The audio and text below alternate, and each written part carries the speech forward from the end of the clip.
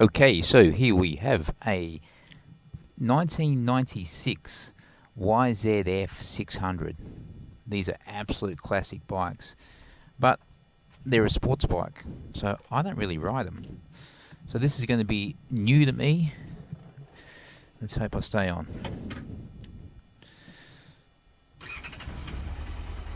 I'm a bit nervous about this. I haven't ridden a sports bike for, oh boy, what are we now, 2019?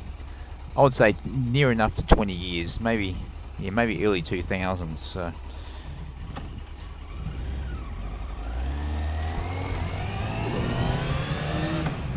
Just got to remember to rev them. Okay. So anyway, what do we got? It's a YZF600. Now, these are classic. Well, maybe not classic yet. But I reckon these ones will be classic in the next 10 years.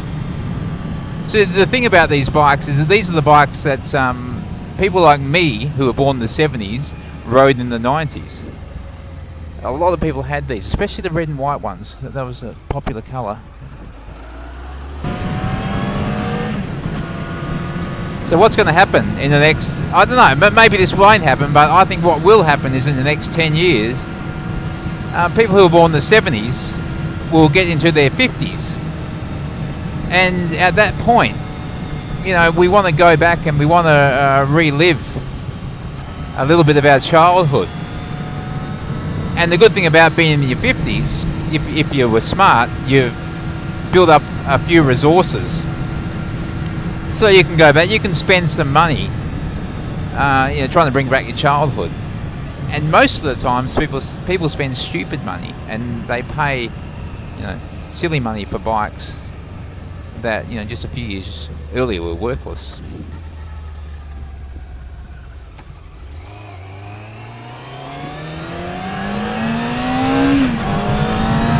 So anyway, this particular bike, as I said, it's a what's that flapping? It's a 1996 YZF600. It is it has done 59,381 kilometers. Oh, see, I can take these corners at a bit of speed. I forgot about that.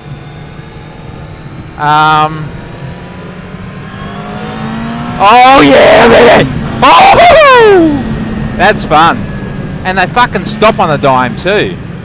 They got the dual discs on the front, and they just stop. This corner's always a bit shaky because there's a lot of rubble there, so take it easy. What's this prick doing? Stay on your side, baby. Are you ready? Oh yeah, baby! Oh yeah! Woo! Oh, these bikes are so much fun. Of course, I will lose my license if I ever attempted to ride this, you know, regularly. Yeah, so, as you can see, the bike runs beautifully. It's in pretty good nick. With the front fender, the front guard is damaged, needs to be replaced probably. But really, I don't even know who the ideal buyer for this bike is. It's either someone like who rode this bike in the 90s that wants to revisit, because they're such good bikes, that wants to revisit and to remember what it used to be like to be young. Or this could just be an ideal daily cruiser for someone, not a cruiser, but, you know, daily commuter to get to work and back. Like for less than $2,000, you got a really, really good bike here. You know, that'll suit someone just to like to who just needs to get to work and back every day. You know, it would probably be an ideal bike for someone who's just come off their lambs, doesn't have a big budget, but wants to get something a bit more powerful than what they had when they had their small bike license. This would be a great first step up. Because they're powerful. I mean, you can do a lot on these. If you want to get them up on one, you can. You know, if you want to do 200 plus, if you wanted to, you can. but they're not so powerful that the bike just wants to lift, you know, every time you take off, like the old 90s R1s. Actually, just a side note, if you are looking at getting your first big bike, if you come off your lambs, do not get a late 90s R1. Those things, absolute death machines. I don't know what Yamaha were thinking. Actually, I do know what they were thinking. That they wanted to build the fastest, most violent bike possible. And they built the R1 in the late 90s with so much power. I can't remember how many horsepower they had, but I don't know if it was up there 150 horsepower. And they were light, like maybe 180 kilos, maybe. And those R1s, just, they're death machines. Almost impossible to control. But anyway, yeah, so this bike may suit someone who's just stepping up from a small bike and they haven't got a big budget. Like I say, I'll probably sell this for $1,800, around that figure. So, you know, it's pretty cheap, you know, to get into this class. I didn't even want this bike when I bought it. I went to buy a cruiser off a guy that added to my collection, and he had this there, and he wanted to sell both together, and really didn't give me much choice. I had to take both, so that's why I've got this. It is a lot of fun, I must admit.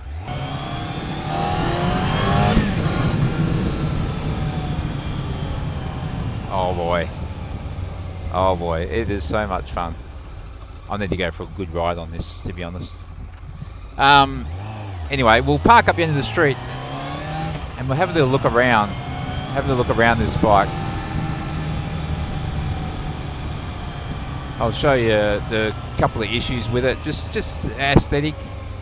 You know, as you can see, it runs well. The carbies have just been cleaned. These are the 4 carbies on them. And they've all been cleaned, so no issues there. Let's just have a look around the bike. Where are we? I don't know where I am. There we go.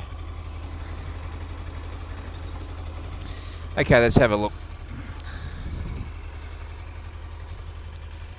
As you can see from this side, that's an awesome looking bike. YZF, like, it's in this side perfect condition almost. And I wouldn't say perfect, but very good condition for a 22-year-old bike. That's still looking good. Yeah. Now from the front, as you'll see, the front guard has some damage, which is a bit of a shame. But you know, you could pick that one up second hand. You can see just there, it's cracked there. So I mean, if you're just going to ride that as a daily ride, you wouldn't even need to worry about it. But if you wanted to return it to its former glory, buy it as a bit of an investment for, you know, potential capital growth over the next 10 years, and you'd probably want to get that fixed. Other than that, it's still stock. Everything is stock. The exhaust, everything. You know, this bike is set there for a fair bit, doing not a lot. I really, really like it. Anyway, that is it. The YZF 600, 1996.